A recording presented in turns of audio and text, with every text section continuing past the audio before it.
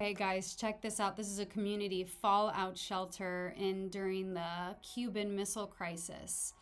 And yeah, it was located in a borax mine because borax it's radiation thirsty. Hi guys, this is Elizabeth Quam, and I am excited to tell you that I'm going to have, well, I shouldn't count my chicks before they hatch, right? Literally.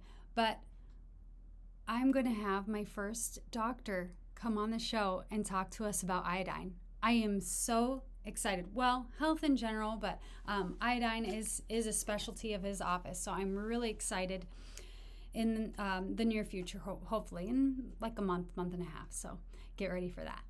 All right, so today I wanted to talk about, first, I just want to always begin my videos. I might lose some of you because some of you are just like, think that you might have an iodine allergy or something like that, but I really want to make it known that you can actually use iodine in replacement of an antibiotic. Also, I love boron and fat-soluble vitamins.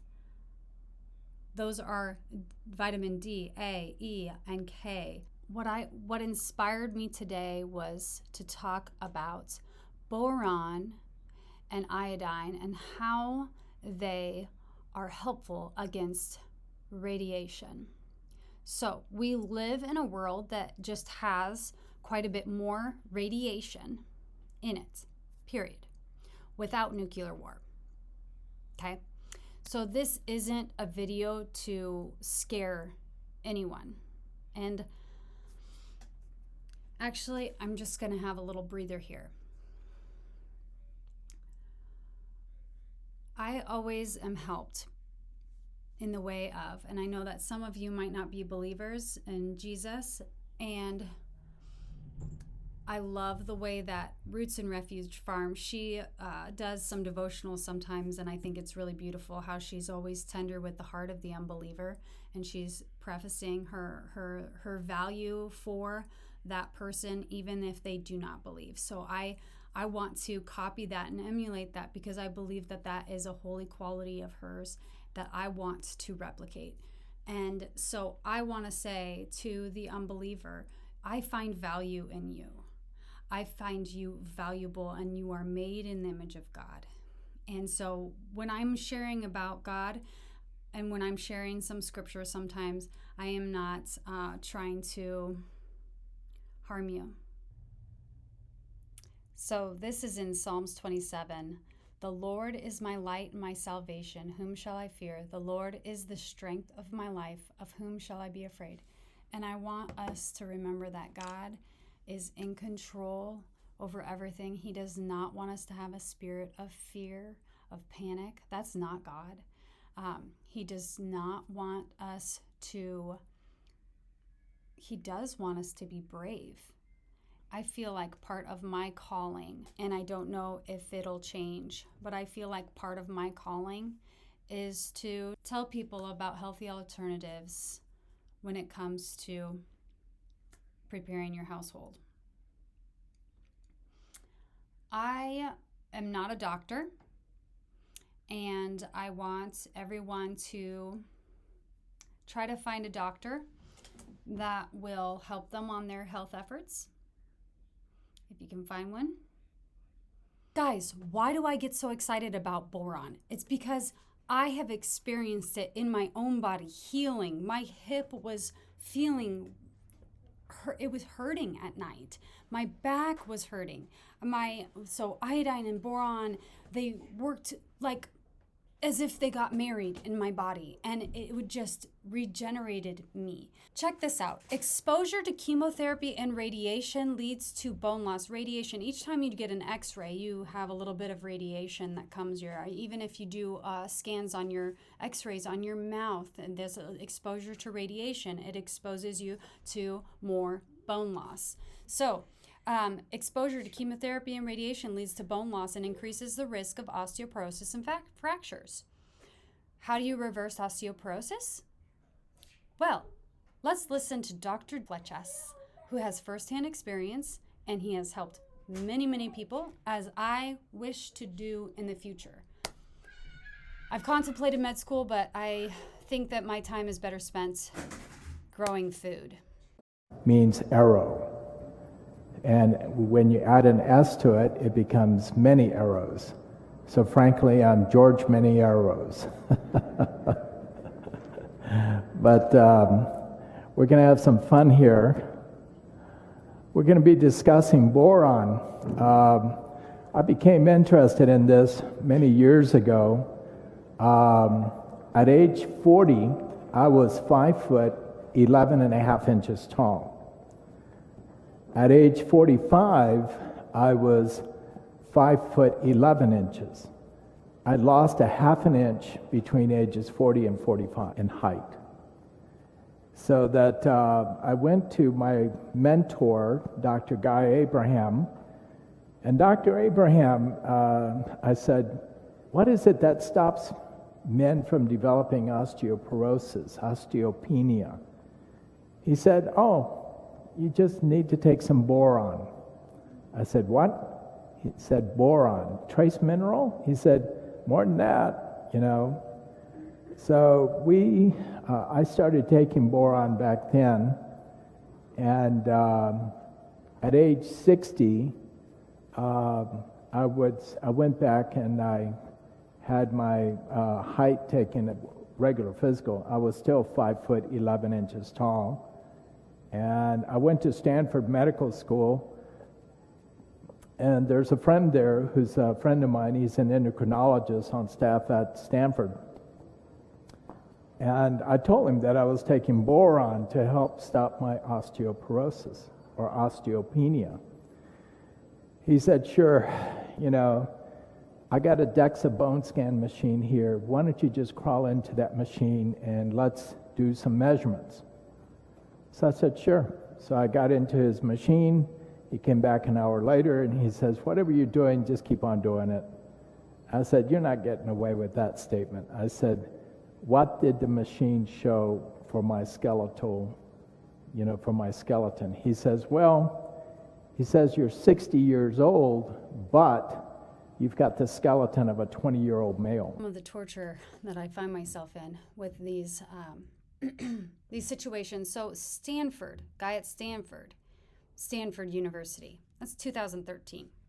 Stanford University is looking at Dr. David Fletchess and seeing what he saw.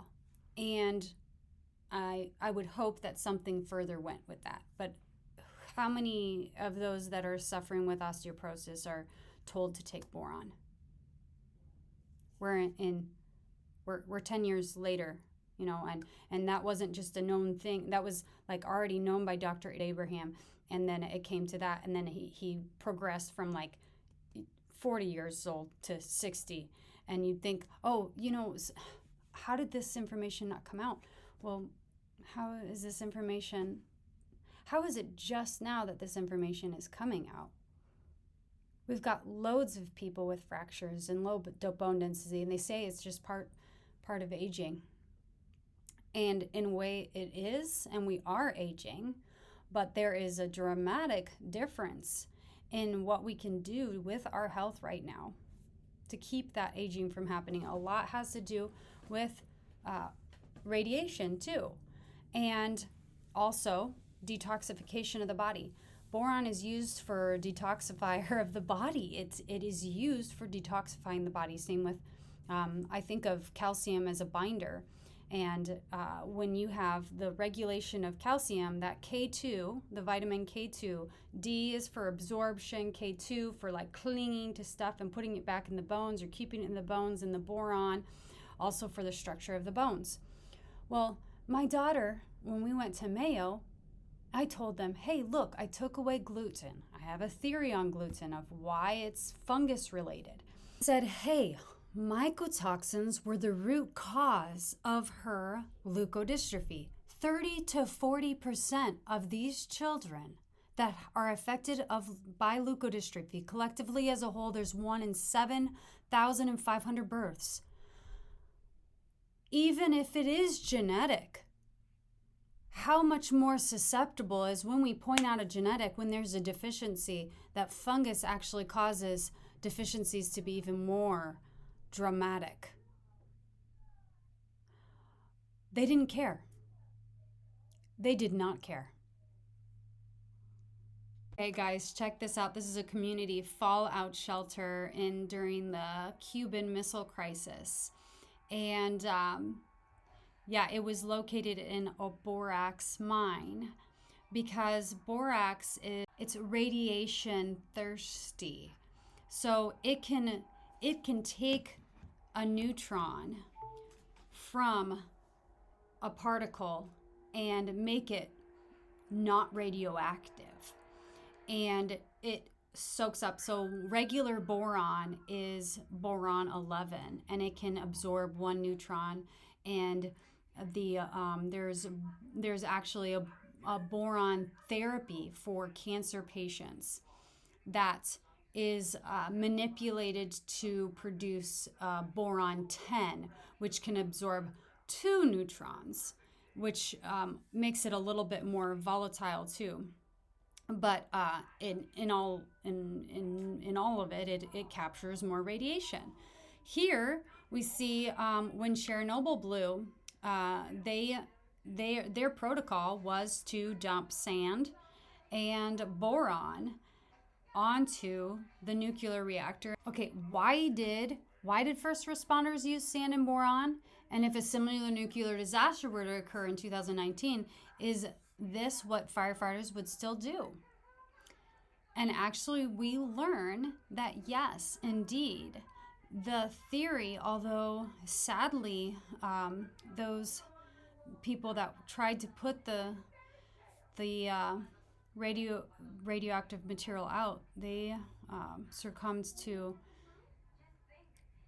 the radiation and they died, which is really sad.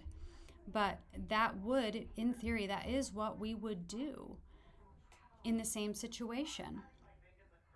Boron is huge element that you want around you and in you, and you want yourself to be well saturated in it, and you want a good amount of boron in you.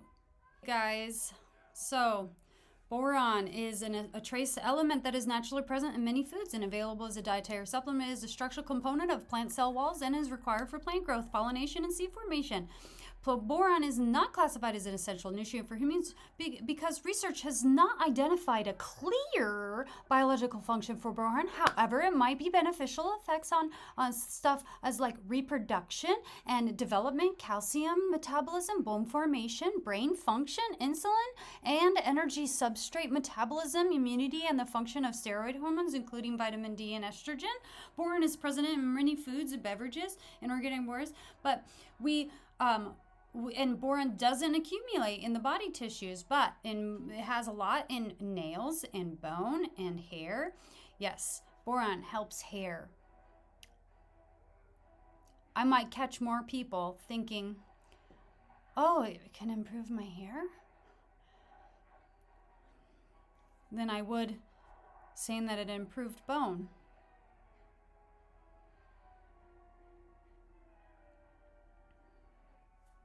Okay, anyway. It would seem to me that boron is very necessary, and it definitely was an essential nutrient that I was lacking in my body, because I feel so much better getting iodine and boron in my body and my fat-soluble vitamins.